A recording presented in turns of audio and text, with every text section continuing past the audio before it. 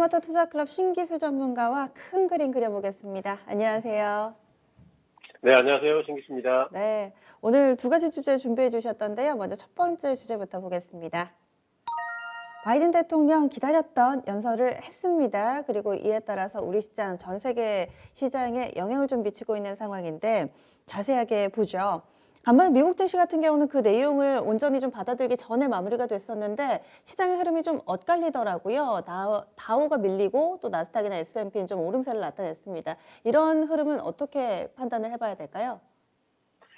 예, 일단 뭐 시장에서는 과연 이제 이 바이든의 이번 추가 부양책이 어떤 방향으로 시장을 움직일지에 대해 가지고 사실은 그렇게 정확한 예상을 하기가 힘들었던 부분이 있습니다.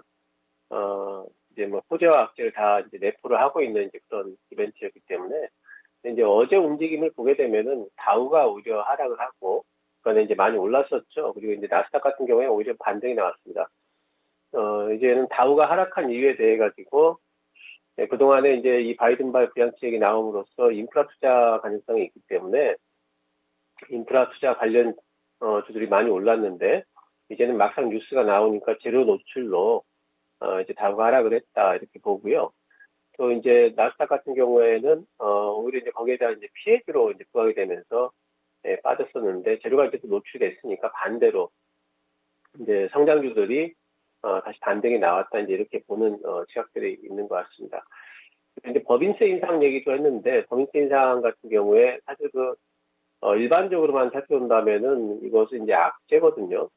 근데 이제 법인세 인상이 어제 같은 경우에 이제 얘기가 나왔음에도 불구하고 7%나 인상을 하는데 근데도 이런 부분들이 시장에 큰 영향을 안 준 것은 지금 이제 인플레이션 우려를 오히려 이제 법인세 인상을 하게 되면은 이제는 인플레이션 우려가 오히려 좀 감소가 된다는 부분들. 그렇게 되면은, 그동안 이제 많이 오르던 국채금리가 주춤할 수 있다, 이런 부분들. 또, 재원 조달에 있어가지고 국채 발행보다는 법인세 쪽에 무게를 주게 된다면은 그동안 시장이 좀 우려해왔던 국채 발행으로 인해가지고 금리가 좀, 조기에 좀 상승하는 거 아니냐에 대한 그런 이제 우려감 같은 것들이 완화가 좀 되면서 뭐 시장이 좀 이제 그렇게 큰 충격을 안 받았다 이렇게 뭐 해석을 하고 있습니다. 네. 그래서 결국에는 호재와 악재가 좀 섞여 있는데 오늘 시장에서는 비교적 긍정적인 쪽이 조금 더 크게 부각이 되면서 우리 지수도 좀 오르고 간밤에도 미국 증시 내에서는 기술주 중심의 나스닥이 좀 올랐다 이렇게 설명을 해주셨는데요. 그러면은 좀 전에 얘기해 주셨던 법인세율 인상 그리고 또 고소득자 소득세율도 좀 올린다고 하더라고요. 이런 부분들은 또 부담 요인이 될 수도 있을 텐데 호재와 악재 지금 같이 있는 상황 속에서 과연 우리 증시가 이렇게 계속해서 오늘처럼 오를 수 있을 것인가? 방향성에 대해서는 어떻게 보세요? 예, 일단은 이제 그 국채금리 부분에 있어가지고 어제 국채금리가 뭐 이제 거의 보합권에서 마감이 되긴 했지만 어제 이제 그 국채금리 같은 경우에도 조금 더 이제 오를 수 있는 가능성이 분명히 있거든요. 근데 상승 여지가 있다고 봐야 됩니다. 그래서 국채금리가 또 올라갈 때 과연 시장이 어떤 방식으로 또 반응을 할지에 대해서 분명히 뭐 좋은 쪽으로 반응을 하지 않을 것 같기 때문에 그런 데 대한 불확실성은 여전히 남아 있어서 지금 이제 법인세 인상 부분도 어제는 뭐 시장이 그렇게 이제 큰 반응을 안 했지만은 이게 막상 또 이제 본격적으로 진행이 되고 이러다 보면은 시장 반응이 또 어떻게 나올지에 대해서 사실 또 예상이 좀 잘 안 됩니다. 아무래도 이제 주가의 위치도 문제일 수도 있어요. 나스닥이 조금 더 이제 올라가게 되면은, 그럼 오히려 이제 법인세 인상 부분이 또다시 하나의 부담으로 작동할 수 있는 이제 그런 여지들도 있기 때문에 여전히 증시는, 뭐 방향성을 논하기보다는, 계속 가지고 어떤 불확실성과 변동성에 여전히 노출이 돼 있다 이렇게 보는 편이, 조금 더 이제 리스크 관리 측면에서 유리하다 이렇게 보기 때문에, 방향성을 지금은 얘기하기는 좀 힘들다. 그리고 하루하루의 등락과 이제 박스권 움직임은 계속 될 거다 이렇게 생각하는 편이 더 좋겠습니다. 업종별로도 표정이 확 달라졌어요. 이 부분도 좀 짚어주세요. 예, 뭐 오늘 이렇게 보면은 뭐 전기차 쪽이 좀 올라가고 그러는데요. 뭐 수혜 섹터 뭐 이런 것들은 이제는 뭐 이번 주 소멸로 보기 때문에 이제 그 인프라 관련 섹터들은 이제는 좀 그 동력을 좀 잃었다 이렇게 봐야 될 것 같고, 지금은 이제 어떤 이제 이벤트와 관련된 수혜 섹터라든가 뭐 그런 것들을 찾기보다는 뭐 아무래도 시장 전체를 바라보는 이제 변동성에 좀 초점을 맞추는, 제가 요즘에 이제 섞어찌개 전략이라고 말씀을 드리는데, 성장주와 경기주를 좀 섞어가지고 포트에 담고 전략도 트레이딩과 홀딩을 좀 병행하는 전략을 활용을 하시면서 이제 조금 좀 늘 대응을 하는 그런 태세를 갖추는 전략이 훨씬 더 유리하겠다고 보고 있습니다. 네. 사실 통상적으로 인프라 투자하면 이에 따른 수혜주로 건설 중장비가 언급이 됐었고 역시나 이번에도 시장은 이쪽 위주로 신고가를 계속해서 냈었는데 그러면은 이 관련된 종목군들은 재료 노출이기 때문에 이제는 좀 보수적으로 봐야 된다 이런 판단이신 거세요? 예, 이제는 이 재료에 의해서 움직이기보다는 이제는 먼저 실적이라든가 그런 부분에 본연의 어떤 가치에 의해서 움직일 것 같고요. 이 재료로 인한 요번 그 상승 부분은 좀 마감이 됐다 가야 될 것 같습니다. 그리고 신재생 쪽도 한번 여쭤볼게요. 이번에 인프라 투자 발표되면서 뭐 풍력이나 태양광 이쪽도 한 번 더 모멘텀을 받지 않을까라는 기대도 일각에서 있었는데 관련된 종목군들이 애초에 사실 강하게 반응이 나오지도 않았었고 실제로 오픈이 되고 나서도 이쪽에 대해서 비중이 그다지 높지 않아서 그러면 신재생 쪽은 여전히 좀 보수적이다 이런 시각이시고요. 신재생 쪽도 이제는 그 실적이 나오는 종목과 그렇지 않은 종목으로 분명히 차별화가 될 것 같고요. 예, 신재생 쪽에서도 실제로 이제 미래의 어떤 가능성을 실제로 갖고 있는 종목들, 뭐 대장주도 있죠. 그런 종목들은 앞으로 뭐 중기적인 전망은 괜찮게 보고 있습니다. 가령 CS윈드라든가 뭐 하나솔루션 이런 종목 같은 경우에는 확실한 이제 밸류체인을 좀 갖추고 있기 때문에 중기적으로 괜찮은 걸로 보고 있지만, 다른 이제 테마성으로 좀 올라왔던 종목들 같은 경우에는 또다시 매기를 받기는 쉽지 않지 않겠는가 이렇게 보고 있습니다. 그리고 반도체가 또 이번에 상당히 좀 비중 있게 다뤄지면서 오늘 장에서의 어찌보면 수혜 아닌 수혜 섹터로 거론이 되는데 이쪽은 그동안 좀 쉬어서 오른다고 보세요? 아니면 이번에 피츠버그 연설 모멘텀 받으면서 제대로 또 상승 기조를 탔다 이런 판단이신가요? 예, 반도체는 언제 올라와도 이제 올라갈 만한 섹터였죠. 일단은 1분기 실적이 너무 좋기 때문에 이제 실적 시즌이 다가오고 있죠.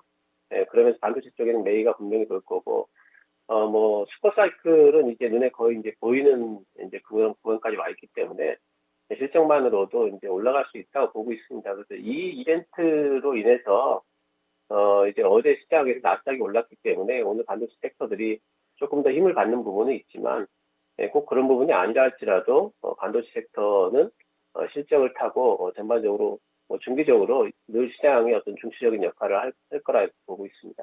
알겠습니다. 그러면요, 두 번째 주제로 좀 넘어가 보겠습니다. 오늘 SK이노베이션 급등하는 모습이고요. 미국의 ITC 쪽에서 SK이노베이션과 LG화학 두 종목을 들었다 놨다 합니다. 이번에는 지금 분리막 특허와 관련된 부분이라죠. SK이노베이션이 LG에너지솔루션 특허를 침해한 것이 아니다라면서 이노베이션에 손을 들어주기도 했습니다. 이 2차 전지 섹터 전체적으로 이 뉴스가 어떤 영향을 좀 미치고 있다고 보시는지 앞으로의 주가 움직임까지 좀 내다봐 주시죠. 예, 일단은 이제 이 결정이라는 게 이제는 좀 정치적인 어떤 영향을 좀 많이 받는 이제 그런 구간까지 접어든 것 같아요. LG 화학 같은 경우에도 이번에 이 결정에 대해 가지고 LG 에너지 솔루션도 뭐 받아들이겠다 이제 이런 입장이고, 약간 좀 다소 누그러진 듯한 이제 그런 반응을 보이고 있습니다. 따라서 이 부분이 이제는 이 어떤 분쟁 부분에 있어 가지고 불확실성이 전체적으로 좀 해소되는 부분이 아닌가 이렇게 이제 볼 수가 있겠고, 이거는 전체적으로 이제 섹터에 좀 긍정적으로 작동할 여지가 분명히 있다 봐야 되겠죠. 특히 이제 LG 화학 같은 경우에는 지금 1분기 실적이 뭐 서프라이즈가 좀 나올 걸로 보고 있고, 삼성 SDI 쪽에는 기대치를 조금 하회할 전망으로 좀 보고 있기 때문에 LG 쪽으로 관련된 뭐 이제 그 소재 종목들, 그런 종목들이 조금 더 선방하지 않을까 좀 생각은 되지만, 중기적으로는 어쨌든 뭐 지금 전기차 부분에 있어서는 시장 자체가 연평균 앞으로 3년 동안 연평균 뭐 40% 이상 좀 성장을 할 걸로 보고 있기 때문에, 또 전지도 내년까지 공급 부족은 거의 뭐 확실하다고 이런 것들 전망이 이어지니까 2000년 쪽에는 계속해가지고 빠지면은 사고, 단지 이제 밸류에이션이 늘 약점이죠. 그래서 올라가면 또 이제 그런 부분에 약점들이 부각이 되면서 또 이제 매물이 나올 수가 있기 때문에 늘 빠지면 사고 오르면 좀 비중 조절한다는 그런 이제 태세만 갖추고 계신다면은 2차전지 쪽에는 계속해가지고 할 만한 섹터다 이렇게 보고 있습니다. 이차전지 관련된 종목군들의 분위기를 온전하게 바꿔놨던 이벤트는 뭐니 해도 이 폭스바겐의 파워데이였는데요. 그러면은 그로 인한 충격파는 지금 온전히 소화가 다 됐다 이렇게 보시는 거세요? 네, 일단 단기적으로는 소화가 됐다 보고 있고요. 테슬라나 이제 폭스바겐이 그렇게 실제로 이제 자체 배터리 생산하는 데까지 걸리는 시간이 적어도 3년에서 5년은 걸리고요. 그리고 3년에서 5년 이후에 배터리 기술이라든가 시장이 또 어떻게 될지 모르기 때문에 그 중간에 그 폭스바겐이나 테슬라의 계획 자체가 또 바뀔 가능성도 분명히 있거든요. 그래서 그런 부분들에 대한 불안감들은 시장이 이제 많이 소화를 해냈다 이렇게 보고 있어서 그것보다는 이제는 시장에서 이제 실제 실적을 좀 봐야 됩니다. 그래서 2차전지 소재주들이라든가 이런 부분들이 올해는 실적이 상당히 좀 급등할 걸로도 보고 있는데 이런 것들이 하나씩 확인이 되면서 계속해가지고 견조한 가격대는 유지를 하지 않을까 이렇게 보고 있습니다. 알겠습니다. 그러면 결론 짓겠습니다. 오늘의 큰 그림 그려주세요. 예, 오늘은 이제 실적주들의 관심이 필요하다 이렇게 잡아봤습니다. 이제 실적 시즌에 이제 들어가고 있고요. 예, 마침 실적 시즌 전에 우리나라 수출주라고 할 수 있는 수출에 상당히 좀 중추적인 역할을 맡고 있는 반도체라든가 기술주들이 많이 빠져 있거든요. 실적 시즌 때 작년 4분기보다 더 실적이 잘 나올 종목들도 많이 있고요. 작년 1분기보다 잘 나올 종목들 많이 있습니다. 그래서 마침 빠져 있기 때문에 실적 시즌 때 그런 종목들이 부각이 될 수가 있어서 지금은 이제는 수출주들 중에서 실적주들 관심이 좀 필요하다 이렇게 잡아봤습니다. 앞서 여러 질문을 드릴 때도 계속해서 뒷부분은 실적이라는 단어가 빠지지 않아서 어느 정도 좀 예상은 했습니다. 실적주들에 대한 관심 가져볼게요. 오늘 말씀 고맙습니다. 네, 감사합니다.